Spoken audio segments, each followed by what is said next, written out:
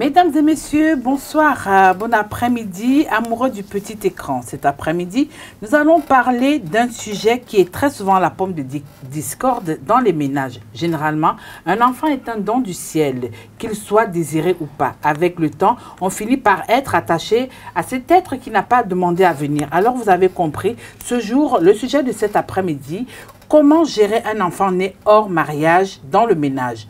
Le cacher ou le dire à sa femme? Si oui, pourquoi et comment? Sinon, pourquoi? Pour en parler, j'ai sur le plateau avec moi nos invités. Monsieur Bada, bonjour. Bonjour Tatiana, comment vous allez? Bien. Également au niveau de ce studio, Karen Gagné, elle est sociologue. Bonjour. Bonjour Tatiana. Voilà, chers invités, l'enfant est un don du ciel. Qu'est-ce que vous en pensez? Je commence par Monsieur Bada. Tout ce que l'homme a, tout ce que la nature nous donne est un don du ciel. Parce que nous ne méritons rien, mais nous avons tout et nous l'avons gratuitement. L'enfant est d'autant plus un don qu'il y a des gens qui, aujourd'hui, dépensent des sommes folles pour avoir des enfants, mais n'arrivent pas à en avoir. Et il y a des gens qui n'ont rien, mais qui en ont à l'appel. Moi, j'en connais qui n'ont aucun moyen, qui aujourd'hui sont à 14, 15 grosses actuellement, alors qu'il y en a qui cherchent juste un seul enfant et n'arrivent pas à en avoir. Donc, dire que c'est un don du ciel, c'est reconnaître la part de Dieu dans la concrétisation d'un enfant dans notre vie. Et l'enfant est effectivement un don du ciel. Parce que jusqu'à ce jour, l'homme, en dépit de toutes les technologies dont il est le maître, n'a pas encore réussi à fabriquer un être humain de bout en bout. Docteur? Merci Tatiana pour ton sujet de ce jour. Je dirais tout simplement que oui, l'enfant a un don du ciel, mais un don du ciel avec la responsabilité ou la particularité de l'apport de l'homme sur Terre. Parce que si je me réfère à ce que beaucoup de sociétés aujourd'hui affirment, c'est Dieu qui a envoyé les hommes sur Terre en disant « Allez, reproduisez-vous, multipliez-vous et remplissez la Terre ». D'où on accorde à la divine miséricorde ou à Dieu dans toute sa transcendance, on lui accorde cette faveur-là d'accorder la fertilité ou la fécondité aux femmes et aux hommes pour pouvoir concevoir, d'où l'attribution de l'enfantement à Dieu. Mais j'ai dit avec la part et la responsabilité de l'homme également parce que Dieu n'étant pas... je dirais, Dieu étant un père, il ne décidera pas volontairement de priver quelqu'un d'avoir d'enfants, de la maternité ou de la paternité.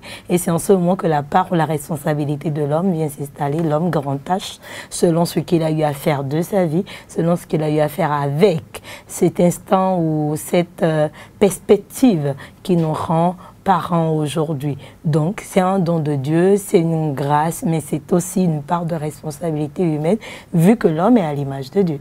Alors, vous êtes tous d'accord hein, que l'enfant est un don de Dieu, mais pourquoi ce don de Dieu devient à un moment une pomme de discorde au niveau des ménages? Tout est une question d'éducation, de perception, d'objectifs dans la vie. Il y en a qui sont là, qui ne veulent pas avoir d'enfants, c'est un choix. Il y a d'autres qui sont prêts à avoir un pléthore d'enfants. Mais la société aujourd'hui, avec l'évolution que nous connaissons, nous impose un nombre d'enfants pour pouvoir nous en occuper efficacement, afin d'avoir des résultats. Et tout à l'heure, Karen l'a dit, les enfants sont notre responsabilité. Les enfants ne nous appartiennent pas, ils ne sont pas notre propriété.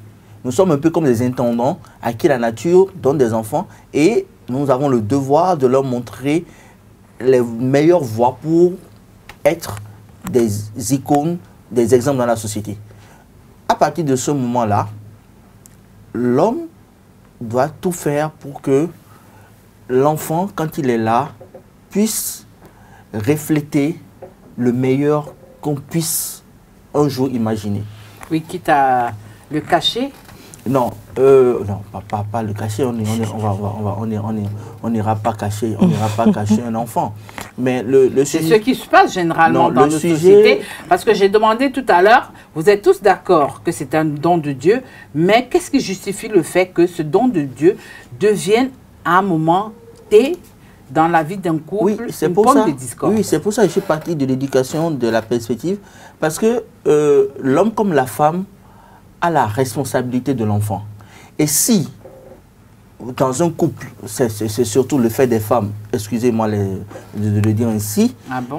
oui, l'homme, il a bien envie peut-être de dire à sa femme, oui, il y a quelque chose qui se passe, mais il sait que sa femme va faire des histoires, il sait que ça risque de foutre son couple en l'air, voilà qu'il aime cette dame-là, et qu'est-ce qu'il fait? Il prend sur lui la décision de ne pas le dire, ce qui est une erreur grave. Parce que, comme l'a dit Beethoven, faire tout le bien que l'on peut, aimer la liberté par-dessus tout, et quand bien même ce serait pour un trône, ne jamais trahir la vérité. Il faut toujours dire la vérité, quelle qu'elle soit. Donc, pomme de discorde, c'est une question de vision, une question d'éducation, une question d'expérience. Si vous avez les bonnes expériences dans la vie, vous comprendrez votre partenaire. Mais si votre ego doit passer avant et vos intérêts doivent passer avant, et vous oubliez que nul n'est parfait, alors là, vous pourrez faire la sourde oreille. Là, je me retourne vers la femme et la sociologue. Nous allons commencer par la femme. Est-ce que c'est facile pour vous, en tant que femme, pour la femme que vous êtes, et je généralise toutes les femmes, est-ce que cette pomme de discorde-là est facile à accepter dans une relation quand, dès le départ, le mari ne vous a pas dit que, bon, écoutez, j'ai traîné dehors et voilà le résultat? Merci Tatiana. Quand nous parlons de pommes de discorde, ça dépend des aléas face auxquels on se retrouve. Quand on part du premier niveau, ou avant de se mettre ensemble, je dirais que ça dépend également du type de relation dans lequel vous vous retrouvez avec votre partenaire. Si vous êtes marié avec votre homme et que le point... Vous êtes marié. Oui, vous pouvez être en concubinage. Là, on parle de ménage. Ça veut dire que... Prenons le mariage dans son sens large. En tout cas, pas genre, je quand suis je dis à la mairie, vous êtes marié, vous vivez avec votre époux et que vous avez un foyer qui est établi et qui se retrouve que votre mari, au départ, les clauses, comme on le dit, qui vous ont conduit au mariage n'étaient pas peut-être de vous engager dans une polygamie, mais de rester dans une monogamie, mais qui, comme le disent certains, arrive un accident de parcours qui donne lieu à un enfant. L'important pour la femme, c'est la manière dont la communication est faite autour. C'est qui le lui annonce, comment on le lui annonce et comment on lui présente les perspectives qu'on compte donner à ça, qui crée la pomme de discorde ou non. Si un homme a un enfant dehors et qui se permet peut-être de dire à sa femme, bon, je viens de prendre une deuxième épouse, on est à notre deuxième enfant ou à notre premier enfant, attendez, c'est comme de la Nevaquine. Aussi, bon, comme médicament que cela soit, n'est pas toujours facile à avaler. Parce que le premier problème qui se pose, c'est que la femme pense immédiatement au futur qui est réservé à ses enfants. Parce que vous savez, quand vous vous retrouvez dans une famille et que déjà au départ, les deux mères ne s'entendent pas ou que le foyer devient polygamique, il est difficile dans un futur proche ou lointain pour ces enfants a priori de s'entendre ou bien d'être dans l'harmonie. Donc la réaction de la femme au foyer, tout de suite face à l'information qu'on lui porte, n'est pas forcément par rapport à elle-même d'abord, mais beaucoup plus par rapport au futur que ces enfants-là auront, à ce que ces parents-là vont laisser plus tard quand ils n'auront plus la force de tenir face à ça. Donc ce n'est pas toujours une pomme qui est facile à digérer, mais le tout part de la manière dont l'information est donnée. Donc la communication revient en plein pied au cœur de cette discussion ou au cœur de ce débat. Alors, Monsieur Bada, vous qui êtes le seul homme sur ce plateau, est-ce que c'est facile d'annoncer ce genre de nouvelles à sa compagne, à son épouse ou bien à sa partenaire? D'abord, il faudrait qu'on revienne sur le sujet. Quand vous parlez d'enfants en dehors du couple, là, vous ciblez les hommes parce que ça se voit.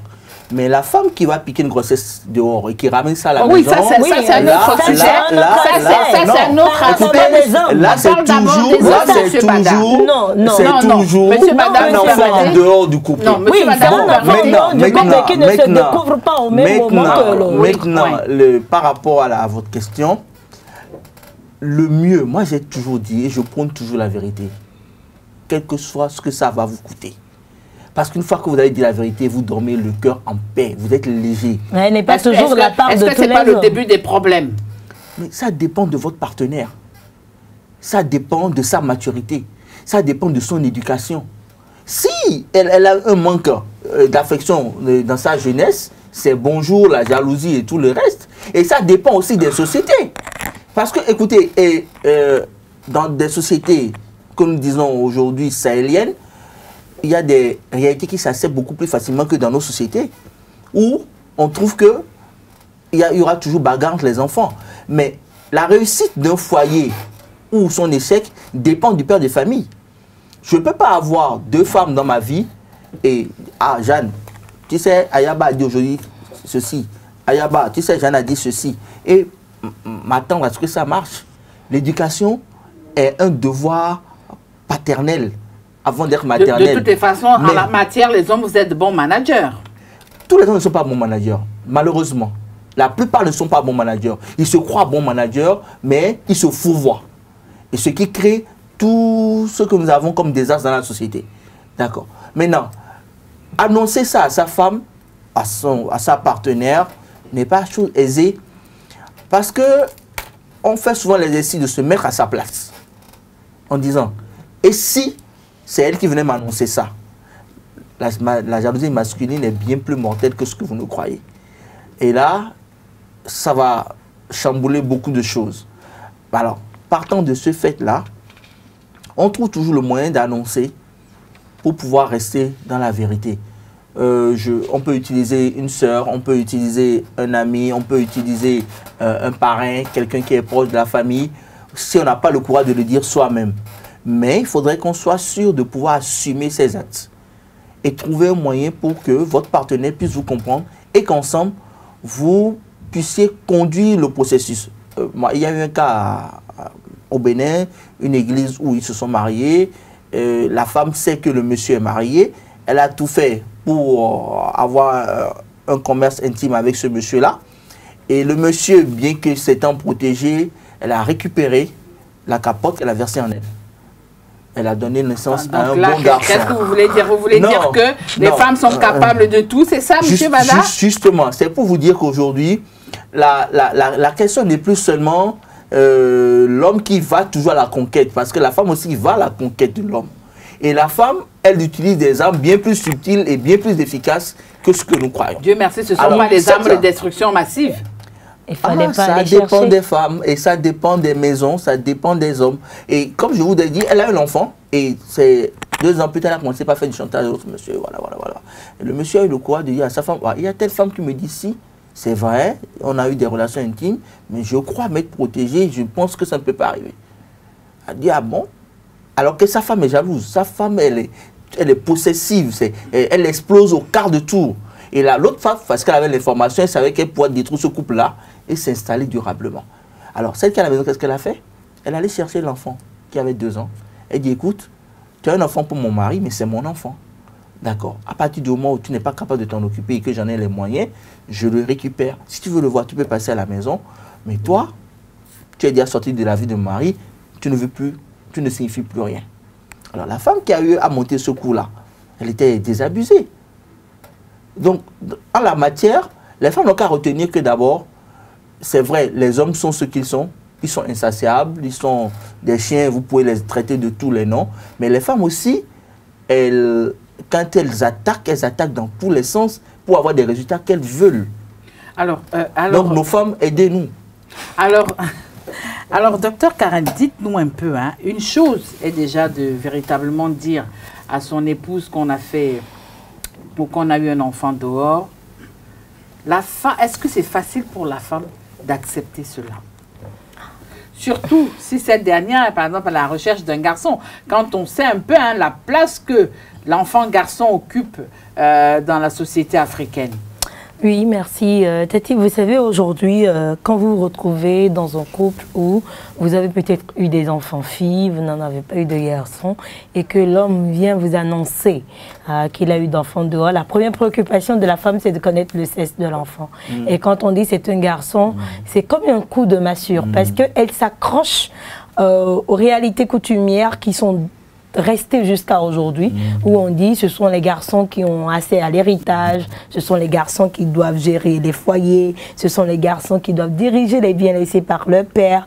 Et en ça, entre parenthèses, je fais un clin d'œil à notre loi ou à notre juridiction aujourd'hui qui donne la possibilité à la femme également, en tant qu'enfant, d'hériter de ses parents. Ce qui fait le plus qu'on a aujourd'hui, ou si cet enfant soit mâle ou femelle, les castes ne sont plus là, ils sont au même niveau de droit ou de chefferie au sein de la maison. C'est ça qui a ralenti un peu les choses. Sinon, la belle famille même, quand vous faites des filles et la femme du dehors fait un garçon, tout de suite, vous êtes oublié. Et c'est celle du dehors qui est priorisée parce qu'on trouve que c'est maintenant que leur fils a eu d'enfants et que vous n'en aviez pas fait. Or, on oublie que dans la société, dans le fonctionnement, excusez-moi, en griffe, mais les enfants filles gardent beaucoup plus les parents dans la vieillesse que les enfants hommes.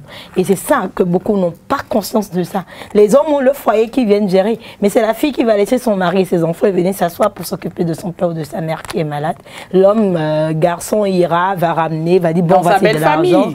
Exactement. Il va s'occuper de sa belle-mère. Parce qu'il devient l'enfant de la belle-mère. De la belle-mère et c'est vice-versa. C'est en ça que je dis même parfois, quand vous n'avez que des filles, soyez heureux parce que vous aurez eu de bons enfants. Parce que les filles aujourd'hui ne sont vraiment plus ce qu'on pense et ce n'est plus les mêmes perceptions comme il y a quelques années en arrière. Donc souvent, quand nous regardons le type de famille dans laquelle la femme est allée se marier, l'aspect de mon mari a fait un enfant dehors, au-delà de l'éducation, ça dépend de l'influence que le regard du dehors a sur leur foyer, sur le fonctionnement de leur couple, beaucoup plus l'influence de la belle famille où on prend peut-être priorité pour celle du dehors au détriment de celle qui est à l'intérieur. Et c'est là que les conflits naissent. Le conflit peut être latent et à force d'accumuler, un jour ou l'autre, la femme, elle explose et puis bonjour les dégâts.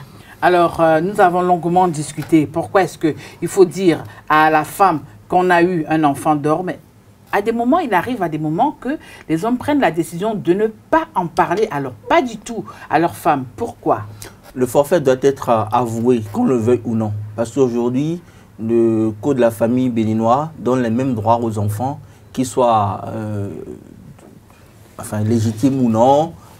Donc, la femme à la maison doit avoir l'information, à moins que vous veuillez rentrer dans un système polygamique. Et n'est pas polygame qui veut, mais qui peut. Donc, il faut forcément informer la femme qui est à la maison de ce que vous avez des enfants dehors pour que l'après vous ne soit pas désastreux. Parce que quand vous cherchez forcément à dominer la femme, à lui faire vivre des enfers et lui infliger des névroses inutiles alors que vous pouvez vivre en paix, vraiment, cela va se retourner contre vous. Et je crois que ce besoin de la vérité et de l'harmonie a déjà été une préoccupation de nos ancêtres, puisque ça a été consigné dans le phare, Tchétoula Klebor par le signe Abla Aklan.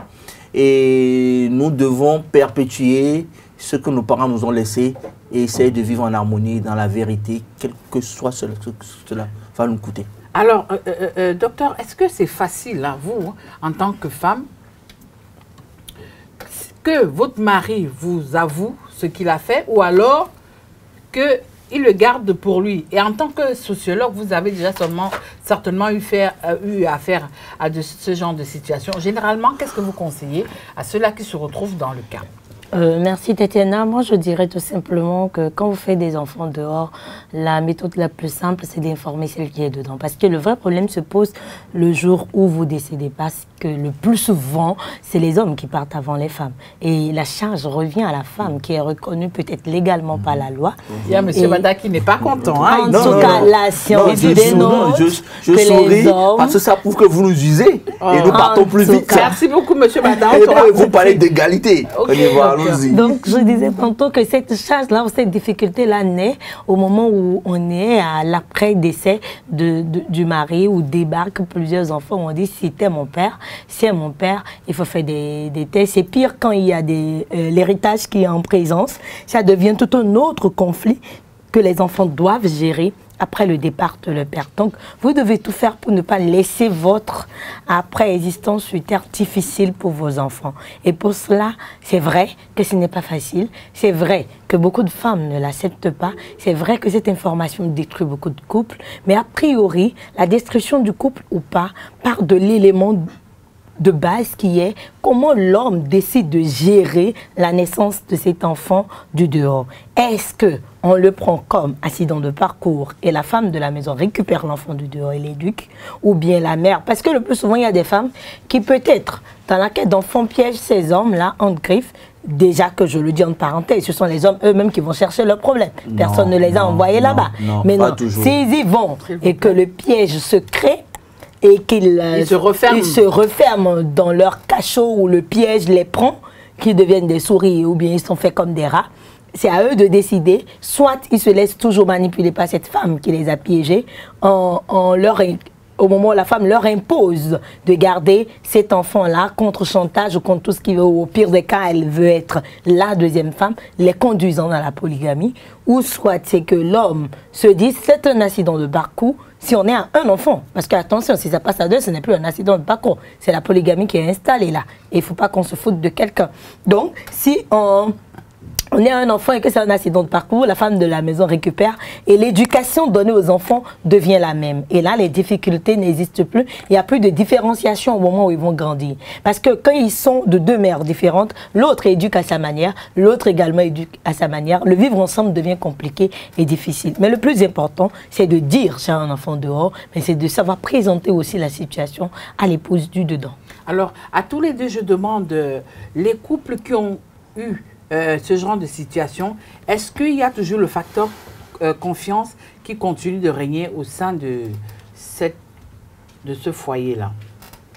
Si l'amour est vrai et qu'il est... Même si l'amour est vrai. Il n'y a pas d'amour faux. Hein? Non, vous savez, excusez-moi, il y a amour et amour. Il y a l'amour qui est vrai et il y a l'amour qui est circonstancié. Alors, si l'amour est vrai... Et si l'amour est vrai et que les fondements sont solides, le pardon est possible.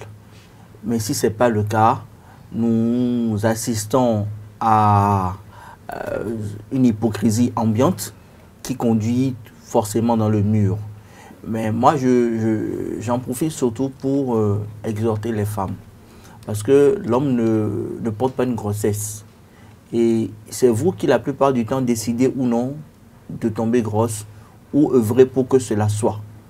Assurez-vous que les conditions dans lesquelles vous voulez faire sont les meilleures. Parce qu'aujourd'hui, nous avons des enfants qui portent des noms, mais qui ne peuvent pas entrer dans des familles parce qu'ils n'ont pas été reconnus par leur père. Ça, c'est un cas que j'ai connu parce que la dame, elle est vendeuse d'arachide. Il paraîtrait qu'au-delà de l'arachide, elle a fait un autre commerce.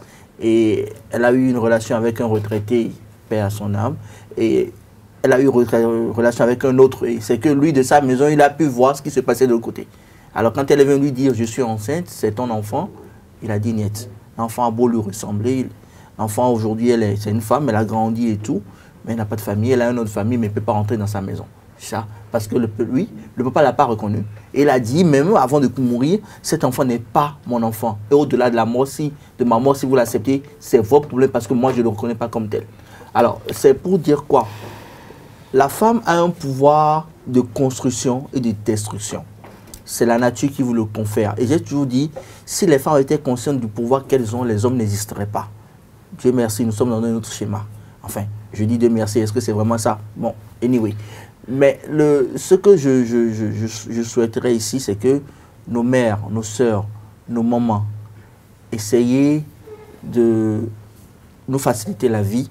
Et sachez aussi que quand nous sortons en tant qu'hommes, nous sommes en proie à nos propres envies, mais également aux désidérata de ceux qui nous font face. Parce que les femmes aussi vont à l'assaut des hommes et ce n'est pas toujours facile parce que nous sommes plus faibles que vous, quoi qu'on dise. Ce n'est pas une raison pour faire des conneries, mais c'est une manière de vous dire.